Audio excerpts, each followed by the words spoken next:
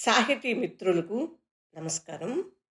వనజా తాతినేని కథల ఛానల్కు సుస్వాగతం. విభిన్న కథల సమాహారం వనజా తాతినేని. ఈరోజు నేను వినిపించబోతున్న కథ ఎర్రగన్నేరు పువ్వు.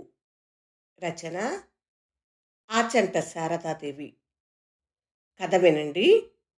ఎర్రగన్నేరు పువ్వు. అప్పుడే వాన కురిసింది. మబ్బుల చాటు నుంచి పొంచి చూస్తున్నాడు సూర్యుడు. వాన చినుకులకు తడిసిన తోటంతా నీరెండలో తళతళలాడుతోంది. అది చాలా పెద్ద తోట. ఆ తోటలో ఓ మూల ఓ చిన్న గులాబీ మొక్క బలహీనంగా గాలికి రెపరెపలాడుతూ ఉంటుంది. ఆ పక్కనే పొదలా పెరిగిన ఎర్ర గన్నేరు చెట్టు. తెల్లవారేసరికి చెట్టంతా గుత్తులు గుత్తులుగా నిండి ఉండేవి పూలు. గులాబీ పువ్వులు పూసేది ముచ్చటగా 3-4.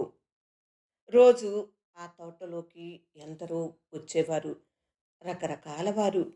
అందరూ తప్పనిసరిగా ఆ గులాబీ మొక్క దగ్గర ఆగిపోయేవారు. వంది మాగదుల వలె ఆ గులాబీ పూల సౌందర్యాన్ని పొగిడేవారు. ఆ సౌందర్యంలో ఒక్క నిమిషం తన్మయులై ముందుకు సాగిపోతుండేవారు. రోజు ఈ చోద్యం అంతా పక్కనున్న గన్నేరు పువ్వు కనిపెడుతూ ఉండేది. దూరాన్నించి వారి మాటలు ఆ పువ్వుకి సగం సగం మాత్రమే వినబడేవి. కానీ ఆ మాటలు వింటూ ఆ పువ్వు అనుకునేది, ఎంత అదృష్టం! ఎంతమంది ఈ గులాబీ పూల సౌందర్యానికి ముగ్ధులవుతున్నారు. ఒక్కరూ ఇటువైపు చూడనైనా చూడరు.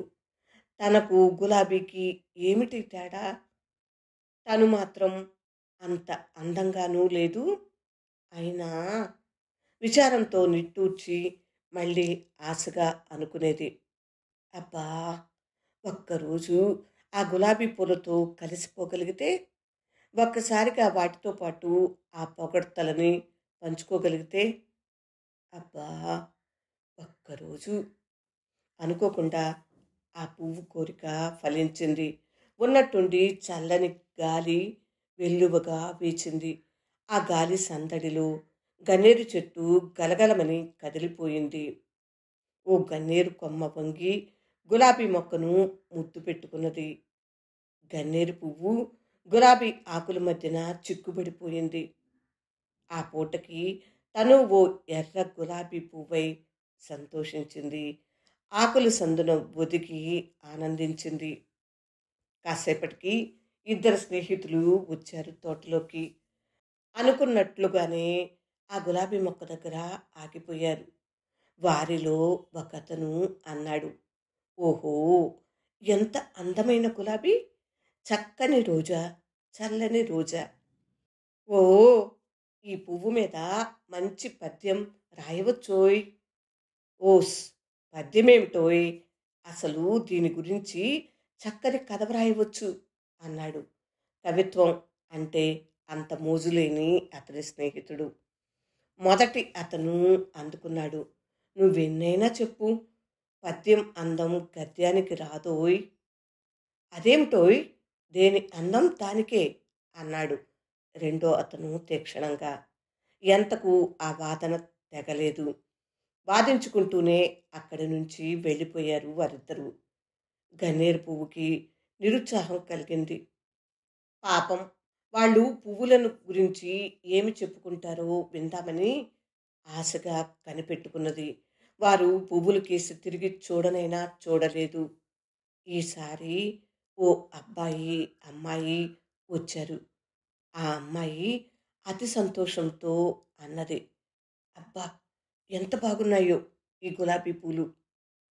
నీ ముఖం కంటేనా అన్నాడతను ఆప్యాయంగా. నిజంగా? ఆనందంతో ఆమె ముఖం వికసించింది. సిగ్గుతో సంతోషంతో ఆమె చెక్కిళ్ళు ఎర్రబడి గులాబీ రేకుల వలె నిగనిగలాడినవి. అతని చేత ఆ మాట అనిపించుకోవటం కోసమే అక్కడికి వచ్చినట్లు ఆమె ముందుకు సాగిపోయింది. ఆమె వెనకాలే అతను వెళ్ళాడు. వాళ్ళిద్దరూ మళ్ళా గులాబీ చెట్టుకేసి చూడలేదు. గన్నేరు పువ్వుకి పూర్తిగా నిరాశ కలిగింది. గులాబీ పువ్వులేమి గుసగుసలాడుకుంటున్నాయో విందామని ఆకులలో నుంచి మెడ ముందుకు వంచింది. పూలగంప తీసుకుని తోటమాలి వచ్చాడు. ఆకులతో పొదివి పట్టుకుని పువ్వులు అన్నీ కత్తిరించి బుట్టలో పడేశాడు. గన్నేరు పువ్వు కూడా ఆ సమూహంలో కలిసిపోయింది. తోటమాలి గంప బంగళాలోకి తీసుకువెళ్ళాడు. ఇంటి ఇల్లాలు వచ్చి బుట్ట అందుకున్నది. పువ్వులని మెత్తని తివాసి మీద కుప్పగా పోసి అనేక రకాల పూల సజ్జలలో రకరకాలుగా అందంగా అమర్చింది. తరువాత ఒక్కొక్కటి పట్టుకెళ్ళి వేరు వేరు గదులలో బల్ల మీద పెట్టింది. అందమైన గదిలో అందమైన బల్ల మీద అందాలొలికే పువ్వులతో కలిసిపోయింది గన్నేరు పువ్వు. చలనం లేని వస్తువులను చూస్తూ నిర్మానుష్యమైన గదిలో అట్లానే ఉండిపోయింది చాలాసేపు. 1 నిమిషం, 2 నిమిషాలు, గంట, 2 గంటలు కాలం గడిచిపోయింది. గన్నేరు పువ్వుకు విసుగెత్తి విచారమేసింది. ఏమిటి ఈ బంధన? ఇక్కడ నుంచి విముక్తి లేదా? ఈ జీవితం ఇక్కడే ముగిసిపోతుంది కాబోలు. కన్నీరు పటపట రాల్చింది గన్నేరు పువ్వు. హాయిగా పచ్చని తోటలో ఆకుల సందున గుత్తులు గుత్తులుగా వేలాడే పువ్వుల సరసన ఆకాశం కేసి చూస్తూ గాలికి ఊగిపోతూ జీవితం ఎంత మనోహరంగా ఉండేది. ఒక్కరోజైనా గులాబీ పువ్వు అనిపించుకోవాలని తనకి కోరిక లేకపోతే? ఆ రాత్రి గడిచి తెల్లవారింది. పొద్దున్నే పని మనిషి ఇల్లంతా సర్దుతుంది. కుర్చీలు బల్లలు అన్నీ తుడిచి పూల సజ్జలలోని వాడిన పువ్వులని కిటికీలోంచి గిరవాటేసింది. సరిగ్గా గులాబీ మొక్క ఎదురుగానే పడింది గన్నేరు పువ్వు. అప్పుడే ఓ ఎర్ర గులాబీ మొక్క విరిసింది. మెత్తని పట్టుకుచ్చుల లాంటి రేకులతో తళతళలాడుతూ సౌందర్యం ఎర్రగా ఆకులు దొన్నెలో కుప్పపోసినట్లుంది. చల్లగా బంగారపు టుయ్యాలలోలా అటూ ఇటూ అతి సుకుమారంగా కదులుతూ నలుదిక్కుల అందాన్ని వెదజల్లుతుంది గులాబీ పువ్వు. జాలిగా చూసింది ఆ పువ్వు కేసి గన్నేరు పువ్వు. కొన ఊపిరితో నీరసంగా అన్నది ఎర్ర గులాబీ పువ్వుతో. నీ జీవితం ఏమవుతుందో నాకు తెలుసులే. ఎర్ర గులాబీకి ఈ మాటలు వినపడలేదు. మౌనంగా గంభీరంగా ఆకాశంలోకి చూస్తూ ఊరుకుంది ఆ పువ్వు. పరిపూర్ణ సౌందర్యం ఆ క్షణంలో పరిపూర్ణ ఆనందంలో మునిగి ఉంది. అంతే. ఎర్ర గన్నేరు పువ్వు. ఆచంట శారదాదేవి కథ విన్నారు కదా మిత్రులారా. ఈ కథ మీకు నచ్చిందా? నచ్చితే లైక్ చేయండి. మీ మిత్రులకు బంధువులకు షేర్ చేయండి.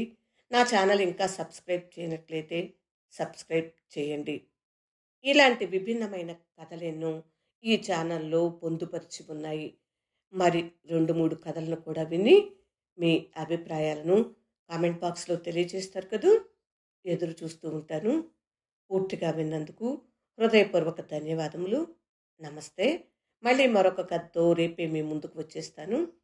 అప్పటి వరకు సెలవు మరి. విభిన్న కథల సమాహారం వనజ తాతినేని. వింటున్నందుకు హృదయపూర్వక ధన్యవాదములు. నమస్తే.